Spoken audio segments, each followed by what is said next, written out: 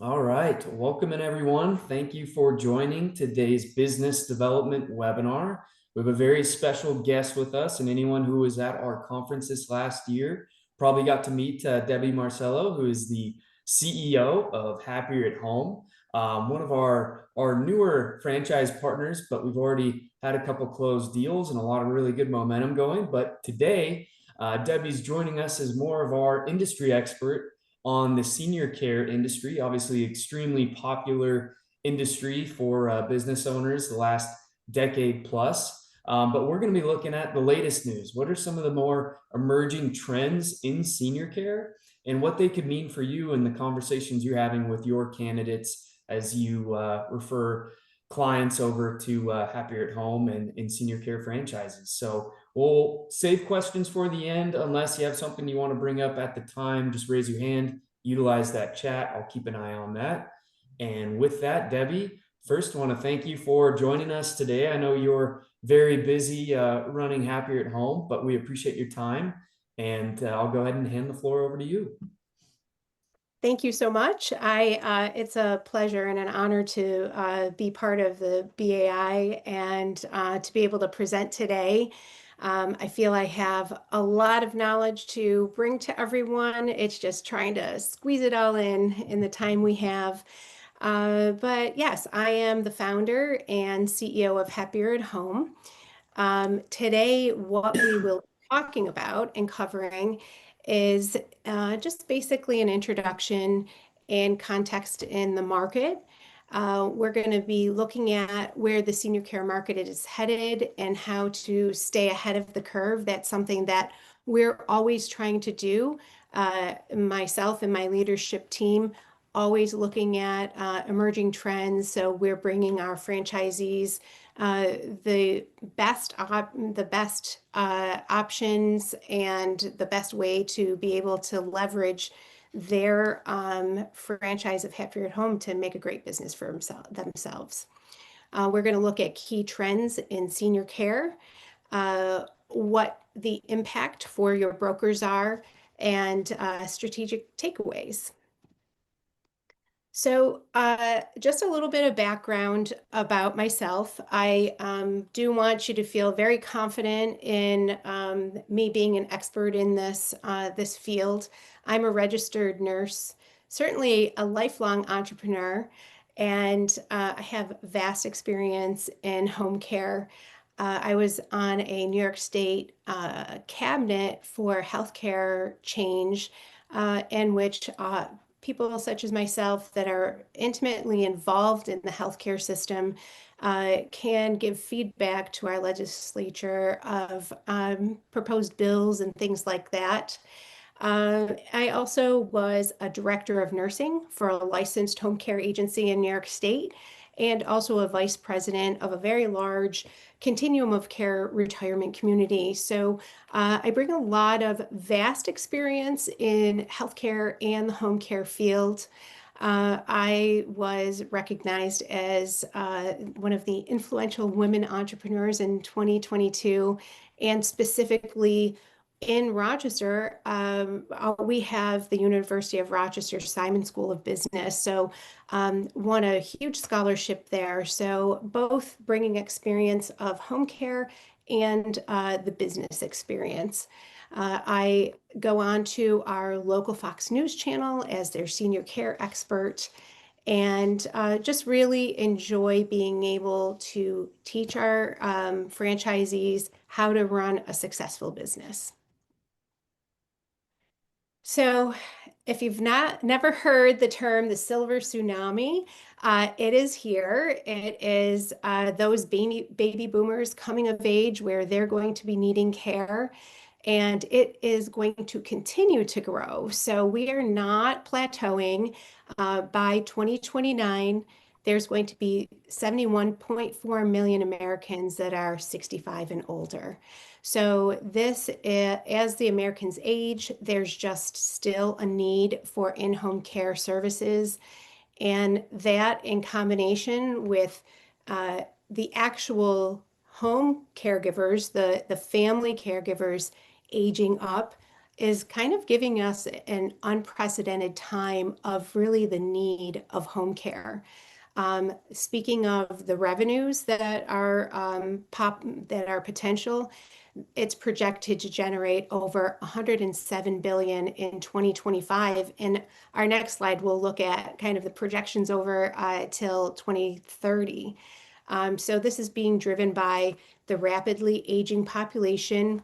Again, those family caregivers kind of aging up, and also that cultural shift of families wanting to keep their loved ones in their home as opposed to moving on to senior communities, nursing homes, and that type of thing.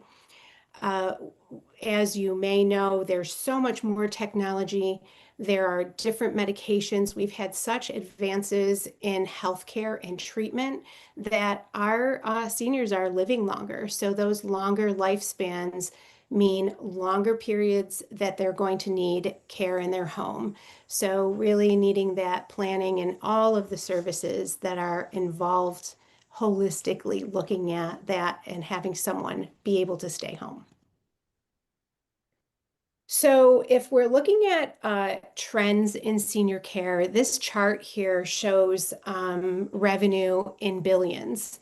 So you could see we're at 2025, about 125 billion projected for this year. But within 5 years, we're going to jump about $25 billion more. So home care is one of the fastest growing industries. I would say it's in the top 3 or 4 fastest growing industries in the United States. Um, that's fueled by aging in place preference. So people requiring and wanting to be able to stay in their home and age in their home as opposed to moving on. I know this quote says 75% of seniors want to remain in the home. I feel personally it is much more than that. But we are looking at some independent communities that are pretty fun to be in too. So, um, some of the other trends in senior care would be the growth of using private pay sources of revenue. So there, some of the different types of sources of payers for home care would include Medicaid. Uh, and with changes in Medicaid reimbursement right now, that's kind of being reduced. So that is one of the things that we're seeing. And then insurance companies are definitely trying to conserve money. So it is a little bit more difficult to get home care, to get your home care paid for by a health insurance policy, unless you have supplemental insurances. So we do see more people using private pay, and this is great because it does give families flexibility with the company that they want to go to. Uh, they're not locked down to one company, which is nice because when you have competition, you have an increase in quality of care. So I love that we're able to do that in this industry. Some of the families that we've been seeing, even if the adult or the senior can't afford it, some of the family members are trying to help pay for it. One of the other things that I don't have on the slide that I want to mention is the increase in long-term care insurance. People have seen their family members and loved ones having to pay for home care out of pocket or not being able to get home care paid for. So there is a trend of purchasing long-term care insurance policies, and that's a wonderful source of payment for us. For any home care agency, it's usually after they pay for the first, let's say, 90 days of their care privately, then the insurance usually will kick in if they qualify. So that has been a game changer for people to be able to use that even flexibly to use for in-home care, or sometimes they can use it for senior communities or skilled nursing as well. So that is one of the payers Just briefly want to mention also that there are veterans service-related disability payments that we connect our franchisees with, and also veterans aid and attendance benefits. So, of course, with any of those benefits, you have to qualify if you're a veteran. So, those are the types of things that we'd be able to help our patients qualify for or understand if they qualify for them. One of the other big trends in senior care, which we just are constantly keeping track of this, is the tech-enabled operations. So just in my time, I started my corporate location in 2007, but just in those almost 20 years of running my business, uh, the scheduling software has been evolutionary, where we're able to see our caregivers where they are. So we know that they're checking in and they're in the home of their patient, as opposed to in a grocery store and saying, "Hey, I'm here." So, it just keeps everyone honest. We also have options for videoing and conferencing in with clients. That's one of the newer trends. And sometimes the senior population, and I'm not generalizing because I know we have a lot of very smart seniors, but the technology sometimes is a challenge. So there are different types of technology that are focused on more ease of use. So that's one of the things we see. We also have portals where the family members can sign on and they could see their own schedule, they could see notes, they could see their billing, specific hours. So there are a lot of options for families to be able to become involved as well. Um, the other thing that I want to say about the technology is one of the things that I've seen frequently is someone needing to move out of their home into either assisted living or a skilled nursing setting only because of medication noncompliance.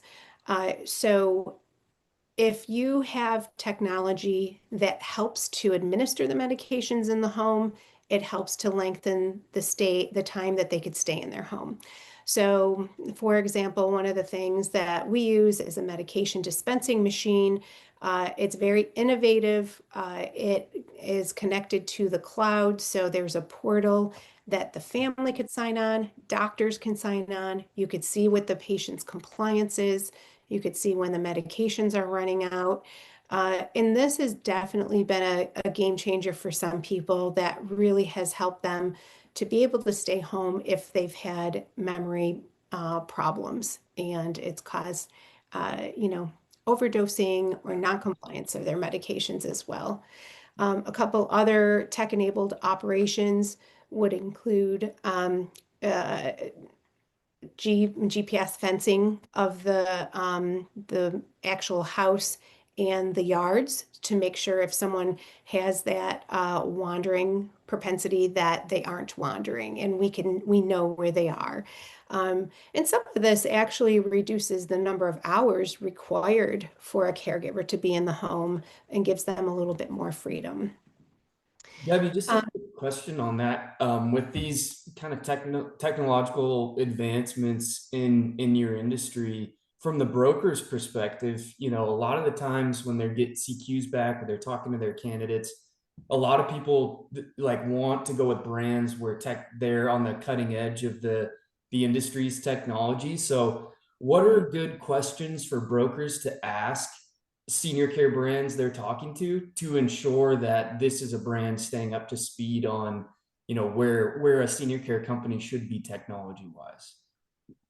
I think one of the big questions is to ask what their process is like when there is a new technology discovered. Do Mm-hmm. they have access for the senior leadership to make that decision quickly to add that to their services? Mm-hmm. And also to just ask them what types of services are offered in addition to the actual caregiving. Mm, And you could even break it down into, do you offer anything that helps to monitor that person in the home? Do mhm. you offer anything that helps to administer and keep them compliant with their medications? Do you offer video calls where it's just a 10-minute check-in call by video conference? So maybe kind of having your punch list and asking some of those questions Yeah, would be really important. that's great. Yeah, thanks for Yeah, highlighting that. yeah, you're welcome. Um, uh, Sam, I, we can't really hear you. Another question, please, which I get a lot. My oh, no? Sam, your audio is breaking up. Okay, I'll write it down. Yeah, type it into the chat and I'll ask. Okay, I will. Okay. Um, Debbie, I have a question. sure. Is your brand now using any sensors or cameras within the home? We are using a video, it's a platform where you could proactively video into the person's home. So this way, it is easier for the senior to use, and they don't actually have to do anything. We do have one of the things that we do in our case management or the care advocacy service line is making sure that if there are services that are needed, such as putting video cameras in each bedroom or each room, excuse me, that we have those connections for the patients. So we serve as a referral source as well for one of the things that we offer also is a partnership for the medical alert system. And so that's an advanced technology too. They don't even have to press it. If they fall, it senses when they fall. So if we don't offer it, part of our training for our franchisees is to tell them who it is that or what professionals they should connect with to make sure that they're a resource for their patients. Okay, Yeah, thank you. you're welcome. Heath, did you have a question for Sam, or we'll just move on right now? We'll move on, but yeah, Sam, just type that into the chat and I'll Okay, make sure that's asked. great. Can I ask a quick question? Sure. So, does Medicaid or Medicare cover any of the services that you offer, or is it all private pay? So I think something different you'll find in my franchise system is we will look at each individual location to see if it makes sense to actually get the certification to provide Medicaid services. New York State, you don't want to pay for or have reimbursement by Medicaid. Mhm. You'd lose money. But we have our Michigan location does have Medicaid waiver capability, and they make good money doing that. So that is, I think that it's something unique with my company to be able to look at in each individual location. So we are optimizing what they are able to provide and being able to get as many, revenue sources as possible. So we don't shut Awesome. them. Thank Yeah, you so much. And you're Debbie, welcome. as far as the industry goes with that, because I've gotten this question a couple times from brokers, if any of these major changes happen to Medicaid or Medicare that have been talked about at the federal level, is the biggest change you see just more people going to private pay as an effect on the senior care industry?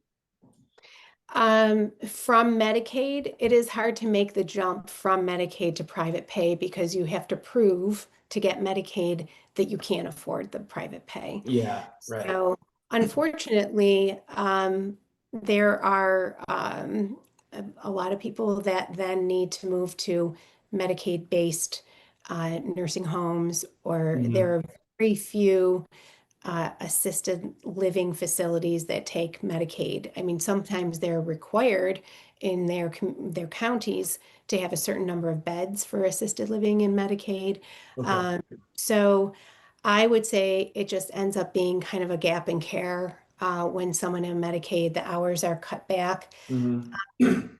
I have been thinking about some innovative ways for us to be able to serve neighborhoods. And that's something that we are in the works, hoping to develop a system where we're able to actually treat an entire neighborhood like an assisted living. So we could have a caregiver go from house to house to house. And then where my competitors, I would say almost, I think all of them except for us, we have a minimum number of hours. So Mhm. especially since COVID, because of caregivers, they may have 20-hour minimum or 4-hour shift minimums. If we're able to set something like that up, even in an independent living community, then that caregiver can go, maybe only spend a half hour with someone and then the next person and next person. So, I know that there is that gap for people to be able to afford it. So, those are Okay. things in the future, hopefully we're looking at. Okay. And Sam, we'll save that question for the end. Good question, but we'll save that for after the presentation. Okay. And then one of the trends in senior care in regard to workforce strategies, you always hear that there's a caregiver shortage. We definitely try to optimize our ways of recruitment. So we're using all different social media platforms. That's a trend, I would say. Using things like Indeed or any of the other job recruitment sites. Sometimes they're good, sometimes they're not. But really looking at different unique ways to reach those people that are our target for caregivers. It's different with some of the nursing homes where they want the younger people that are, CNAs and they can lift and, do those task-oriented things, but really looking at the type of person that it's more of a calling for them and that they definitely are more reliable, I'd say. Some of the changes also are in training where we used to do orientation to caregivers in person. We have platforms at Happier at Home where the onboarding of the caregivers is much more easy and process driven, where they're able to go onto the computer, complete all their paperwork, watch training videos, which a lot of states they'll have caregivers needing to watch training videos or kind of recertify every 6 months. So this helps to take some of the load off of the staff and the care, or excuse me, and the owners. So they're able to then, even at the end of these training videos, take an assessment to prove that they know those skills and everything's kept under one platform in case the state comes and asks questions and that type of thing. As far as retention innovations, those types of things, I would say are with the technology that we use, making it easier for communication with the caregiver and the Happier at Home staff, where they feel heard, they feel connected, feel more like part of a family as well. And then expanded services is huge, huge. This is something I learned as my company grew, that I guess you can look at everyone as just, okay, how many hours are we going to go into the home and take care of them? They have so many different things that they need, the patients. You need to, as companies that care for people, I believe look at them holistically and really expand it into services. Number one, they're going to provide you with additional streams of revenue, which economically we know if you don't keep all your eggs in one basket, your business is going to be more resilient. So in expanding services, most companies like mine will provide run errands for people, provide the companionship. Some won't provide transportation. But the other thing that you need to look at is things like medication management, as we spoke of, care advocacy, being able to help them to protect themselves if someone needs to come in and into their home and let's say do some plumbing. So really having that care advocate look at what their goal is, which is usually to stay in the home. How are we going to get there, which may include home care services. It might include the medication management. It might include handyman services or yard services. And having that advocate being able to provide that to reach their goal and then just maintain that goal. One of the things that it kind of goes along with the expanded services that I think brokers really should know about, and it's something that I've been kind of, I want to say, cornering the market on with pharmacies, independent pharmacy owners, any businesses that are healthcare oriented. You can, as a broker, focus on them to sell B2B instead of an individual. So let's say there's a chiropractor who has this thriving business, but you approach them or somehow you through ads, you can reach healthcare organizations or teams and let them know, you know what, you have this stream of patients coming through your door every day. How many of those patients really need home care services? How many do you see that the family is getting burned out, that they're the ones trying to do everything on their own? And they could easily set up a business where then they're able to capture all of their patients and take care of them in their homes, in addition to providing these outpatient services. So I think for brokers that, in addition to your, your basic avatar that everyone wants to look for a home care owner, that certainly consider healthcare organizations. And if you have questions about that, you could ask me. As a matter of fact, I started a Happier at Home within a continuum of care retirement community in which I was a vice president. And so they had independent living, they had assisted living, they had skilled nursing, we had rehab, outpatient physical therapy, all of these things except for home care. So they were able to start up so quickly because whereas they normally and oftentimes other healthcare organizations need to refer out when they have a patient who needs care, they're able to capture and keep that additional stream of revenue. And people feel more, they trust them more because they have that relationship with them more. Okay.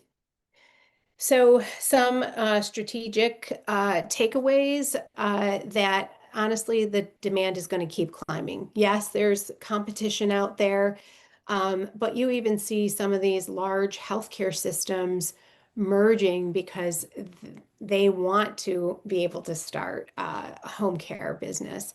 CVS, they know the vertical of let's start providing in-home care. So they're not doing, my business, but more so looking at physicians in the homes. So the demand is climbing. If we as entrepreneurs don't capture it, other people and other businesses will. The population is aging and of course really wants to stay in their home. So it really ensures sustained growth. Private pay really fuels the stability. It's not going away where there's a predictable revenue stream And with our system, we make sure our franchisees know how to have that positive cash flow. So it's a faster receipt of payments than insurance companies and that type of thing. We've even have the system for the long-term care insurance companies where they're paid within 2 weeks. So that's really good. Definitely tech is a competitive advantage. Franchises leveraging scheduling, tracking, client portals, just efficiency in, even if it's not in the patient's home, the leveraging technology to increase efficiency within their processes helps to free up their time for more of that engagement, more marketing, that type of thing. And then also staffing solutions driving success. So really helping them with the recruitment, the ease of training, and definitely retention programs are helpful for maintaining that caregiver base. So then it's easier to scale with those trusted caregivers. And so the impact for brokers, as I said, I think B2B has been left on the table. So I will give you a hint on how I was capturing or am capturing the pharmacy, the independent pharmacies. I literally bought a list from a pharmacy organization, and I have email campaigns going out. So I paid one time for this, and then I set up email campaigns. And so those are continuous referrals coming in where I'm not paying a portal a lot of money to try to, we've all used portals. Sometimes they're great. Sometimes they are the bane of your existence. So, if you can even focus in on one aspect of healthcare, and I'm happy to talk to you about this offline if you have an idea of a healthcare focus, and I can give you my opinion about if that's a great idea or not. Such as, just as I said, maybe a continuum of care retirement communities have independent assisted and skilled nursing, but they don't have any home care, which would be wonderful for them to capture. So we can talk about that if you like, if you want to reach out. Definitely the impact for brokers includes expanding those client opportunities. So that just means more demand for in-home care and more viable brands for your portfolio. And definitely appealing to diverse candidate profiles. You do not need to be a healthcare worker or a nurse to run a company like this. Definitely people who have been earning money for other people and say, you know what, I had enough. I want to earn my own money and I'm working so hard. Why not work so hard for myself? So career changers seeking not only the revenue in building something like a legacy for themselves, but a purpose-driven, stable business. And also looking for investor operators looking for something that's scalable and recurring revenue. We usually see the length of stay for patients about 2 years or so. So it's great to stay engaged with those. Usually patients will not only have a few hours, but then as their time goes on with us, they increase their hours. Definitely a resilient, essential industry. As soon as COVID hit, everyone was reeling, not sure what we do. How do we keep moving and innovating? And so COVID has shown me that no matter what happens, people still need that home care. And especially seeing how people were, families were not able to visit their loved ones in either hospital or community settings. People really want to be able to stay home. And it really is not affected by economic cycles. It's really affected by just what that need is, and rather than just the discretionary spending. This is something that a lot of people usually plan for, and if not, family members I've seen do step in. Let's see. I think that, yeah, then let's see. So, how you can explore this opportunity further. Of course, you all know to really pinpoint that avatar, those motivated investors seeking out candidates driven to create positive change while building a positive, sustainable business. And just, I think that really getting to know your brands and highlighting their support systems is really important. Some of the feedback that I've gotten, they really like hands-on leadership. So me meeting them during the discovery process is not the last time they're going to see me. They know that I'm intimately involved. Well, maybe that's not a good word. I am closely involved with all of our franchise owners and want to make sure that we are coaching them for success. Also, knowing your brand's training and how they set themselves apart in training, and what happens from day one of signing the franchise agreement to once they're licensed. Do they drop off afterwards? What's your support, your ongoing support like? What platforms do you have to show the franchisees how they're doing financially? And if the numbers don't speak to them, how they're doing by growth with their hours. And if their profit margins are small, why? You know, are you spending $600 every time you go see a physician to buy lunch for them? Well, every other company is doing the same thing. So having that extra just support and knowing that whoever the leadership team is, understanding if this is something that they actually have been doing and they understand the healthcare system, or is it that, you know, they worked over here, then they worked over there, but they're great at marketing, you know, that kind of thing. And then, yeah, I think the leadership team, that's for me, if I was looking at it from a broker perspective, is really understanding how it's going to be after the sale. That's the key. Mm-hmm. And then if you have further questions, you could connect with me for more exploration in anything that we've talked about.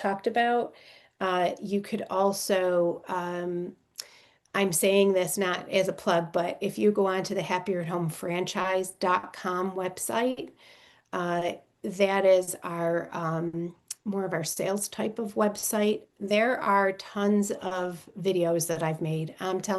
I just spoke to someone today. He watched 300 videos that I posted. And those things, I have to say, from brokers that I've been working with, when you direct them to look at a website like that and they connect with me, it's an easier sale. So really, I've had people come up to me at conferences. I feel like I know you because I watch your videos.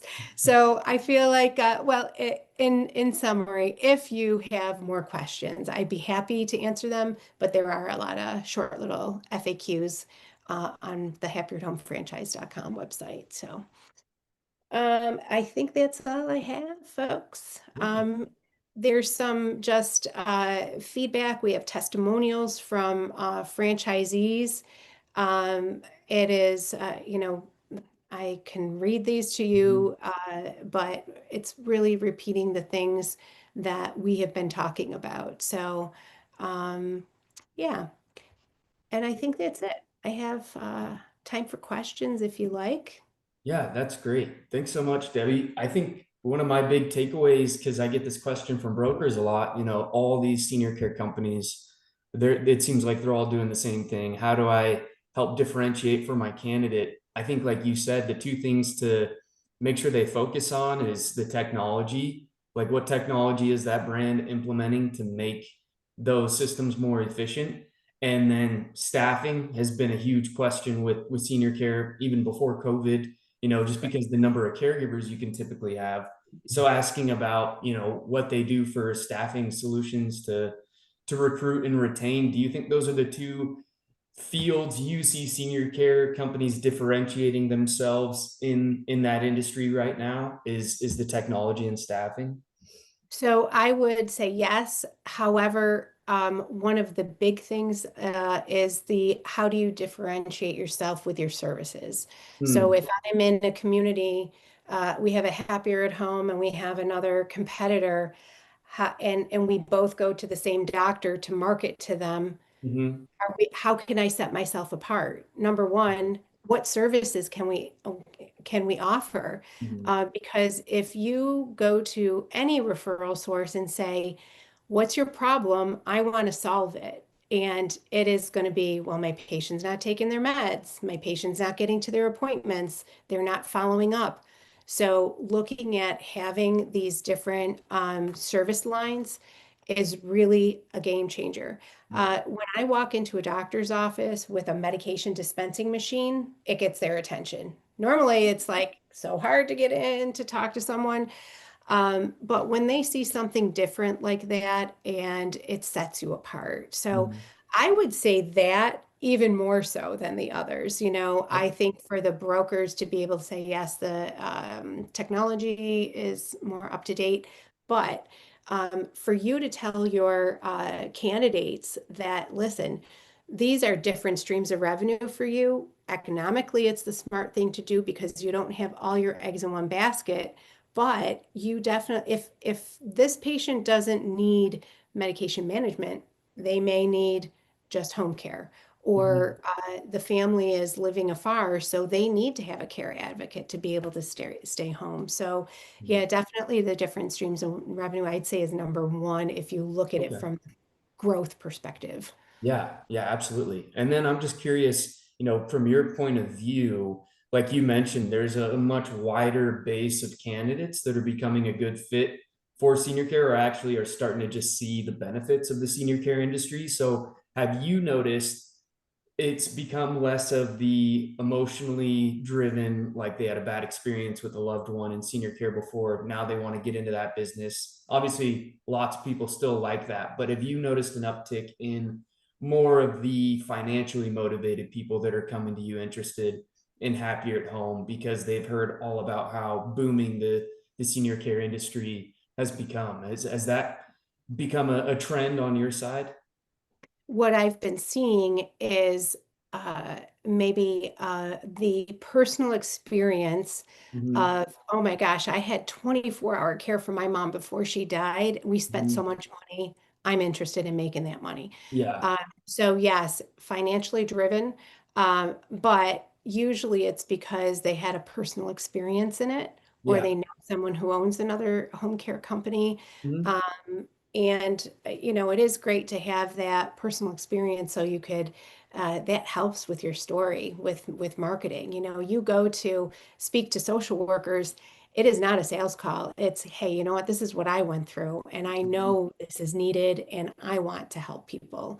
And definitely making your own way and earning a lot of money is really great. And the other thing I tell people too is, yes, you earn good money as you're going along, but it's your business. You're building equity into this business. Mhm. So let's say at the end of your 10-year term, you have a business to sell. It's not just earning it the entire time. You have equity in your business, and who knows? I think it's probably about a 2 to 3 multiple of your revenue. So Mhm. you can make some good money on that. Absolutely. Yeah. I'll let any brokers who have questions. Steve, it looks like you might have one. Go ahead. Yeah, Debbie, we talked a while ago about my candidate in New York on Long Island, and you Yes. had told me about the difference between net earnings from with a medical care franchise versus non-medical care. Does that difference hold true in other states, or were we talking just about New York? So it does depend on the state. So what Steve is talking about is in New York State, it is for a while they had a moratorium on getting licensed for home care. They make it so difficult. It might take 2 years to get a license now. But they also allow you to do companion care without a license. So I could speak from experience with being a director of a licensed home care agency. Their profit margins, because of overregulation, all the costs of the staffing, you have to have a full-time nurse. Yeah. So that's for license in New York State. Their profit margins are about 2%. They're very low. But then with companion care in New York State, you don't need a license. You could start quickly, sign the franchise agreement, go through training, start. So the profit margins are 35% in New York State, which is awesome. So it does hold true in other states depending on what their regulations are. Okay, thank you. Yep. Have you heard any rumblings of any other states kind of exploring the same thing that New York did with moratoriums? Are there any states that are becoming a little more difficult for senior care that you've noticed? Yeah. Delaware, or excuse me, DC, Washington, DC is very Okay. difficult. Louisiana, Mhm. it is, but also similar situation in Louisiana with companion care. You Okay. can get going on companion care, but not personal assistant services. Okay. Believe me, I'm working on them. Uh, and Rhode Island. Rhode Okay. Island is like very tight. West Virginia is very similar to New York State, where it's open for companion care and personal assistant services is if you can't even get a license, Yeah. they're Oh, difficult. that's good to know. Yeah, I didn't know that. Yep. Perfect. All right. Any other questions before we close things? Oh, go ahead, Ricky. Debbie, I've been hearing that New York State does have a companion, an actual license just for companion care versus a license for personal care. So, Yeah. has it changed? Because apparently now they do have one. Yeah, not that I know of. We don't, we have 4 locations and we've been operating our companion care companies without licensure. And there is a difference between a home health aid license and a personal assistance license. So I'm wondering if that might be what you've heard about. So, personal assistance services license is just a different level, but it is hands-on care. Yeah, Ricky, there could be other Oh, senior care companies too that are technically non-medical or companion care, but they offer the option to offer some services that kind of delve into medical, and they probably have to fall under that umbrella. But I'm sure there's a pretty clear line that that Debbie's talking about too. Oh yeah, there is. Yeah. All right. I don't see any other questions. So thanks everybody for joining. Debbie, thank you so much for being our industry expert today. A lot of really good information and very applicable for the conversations our brokers are going to be having with their candidates. So we So appreciate glad. your partnership and cutting a little bit of time out for us today. Thanks so much. Absolutely. Happy to be here. Thank you. And kudos for your PR work with Fox News, man. You're really killing it there. Thank you. Yeah, I've been on Fox for about 10 years now. So once they during COVID, they wanted me on every week. So it's a lot of work, but honestly, my focus with that is educating the community, both the caregivers of the family caregivers and the patients, any health related things. So that's a benefit for our franchisees as well. That's great. Thank you. All right. Thanks. Thanks everybody. Take care. Thank you. Have a great day.